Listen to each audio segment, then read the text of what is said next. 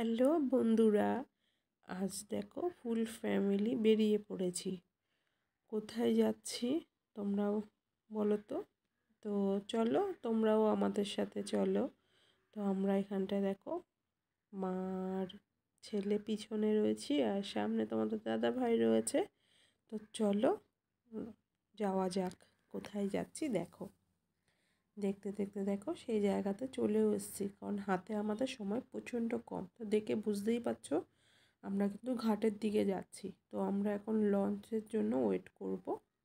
Launch আসলে পরে আমরা ওপার হয়ে যাব। দেখতে দেখতে দেখো লঞ্চ চলেও এসছে। আর আমরা কিন্তু লঞ্চের টিকিটটাই করেছিলাম, নৌকো করিনি।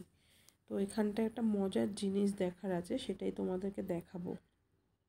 তো আমরা মায়াপুর থেকে ওপারে পার হয়ে নবদ্বীপে যাচ্ছি। তো এখানটায় দেখো একটা খুব সুন্দর একটা প্রাকৃতিক, মানে কি বলবো, কীভাবে এটা সৃষ্টি করেছে দেখো। দুটো জল দু রকম কালার। এই যে লঞ্চটা চলে গেল, বুঝতে পারছো?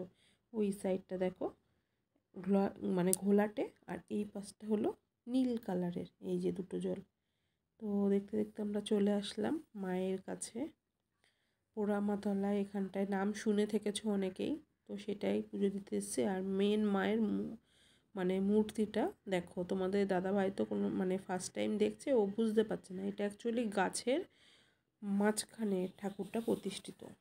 তো গাছটায় চারিপাশেই কিন্তু সবাই পুজো করে। যার যেটা মানত করে সে সেটা। কেউ ঢিল বাঁধে, দেখো প্রচুর লোকে ঢিল বেঁধে গেছে। কেউ গাছের চারিপাশে ফুল টুল দিয়ে পুজো দেওয়া। তো আমি কিন্তু এর আগেও গেছি, তখন কিন্তু এত সুন্দরভাবে আমি ঘুরিও নি, পুজোও দিতে পারিনি। দিয়েছিলাম, কিন্তু আমার আশা পূরণ হয়েছে, তাই আমি আবারও গেছি পুজো দিতে। তো একটা মানত ছিল, সেটাই ছাড়াতে আমরা গেছিলাম। তো এই গাছটার চারিপাশে খুব সুন্দর করে ঘুরে। তো পুজো হওয়ার পরে এদের সিস্টেম, মানে ওখানটায় কিন্তু কোনো ধূপ প্রদীপ জ্বালাতে দেয় না। আর এই যে আমার মাও গেছিলো। তো ওখানটায় ধূপকাঠি আর মোমবাতিটা জ্বালিয়ে এই জায়গাটায় দিতে হয়। তো আগেরবারও দিয়েছিলাম। আর এখানে দেখো, এখানেও কিন্তু একটা ভবতারিণী, হ্যাঁ এই যে মা ভবতারিণীর মন্দির আছে, এখানেও পুজো হচ্ছে। এই গাছটাতেও ঢিল বাঁধা হয়। তো আমরা সব জায়গাতেই পুজো করেছি।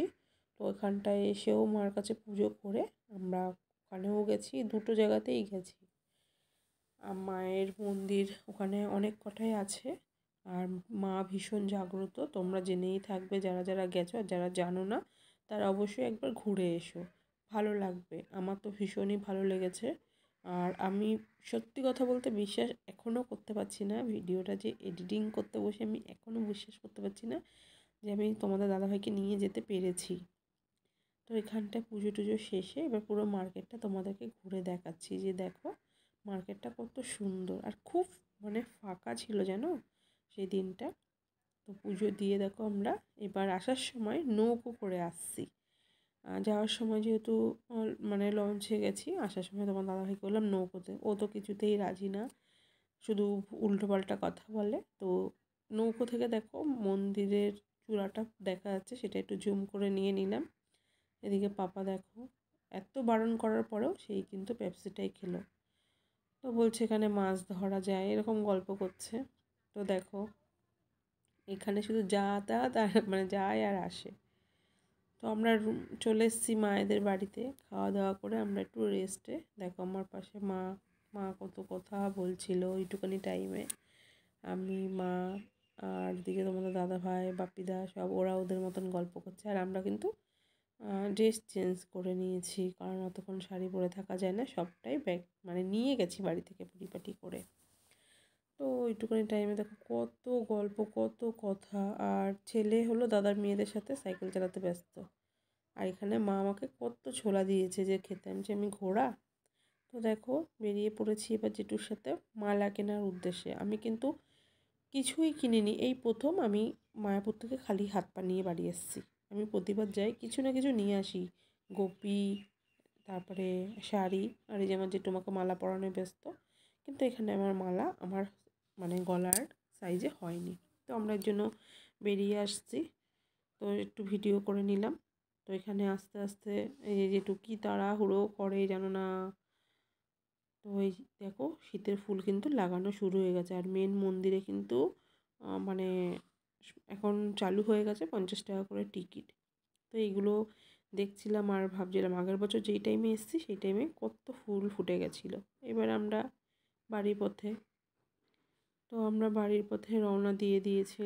দেখো সবাই এবার জেঠু যেহেতু আমাদের সাথে আসছে, তো আমরা ফুল ফ্যামিলি পিছনেই আছি, জেঠুর সামনে। তো কেমন লাগলো ভিডিওটা অবশ্যই কমেন্ট করো। তো ভালো লাগলো তো অবশ্যই লাইক কমেন্ট শেয়ার করতে ভুলো না। এই ছিল আমাদের আজকে সারাদিনের জার্নি, আর খুব ভালো লাগলো যে এটার জন্য গেছি সেটা হলো। তো আজকের মতন টাটা।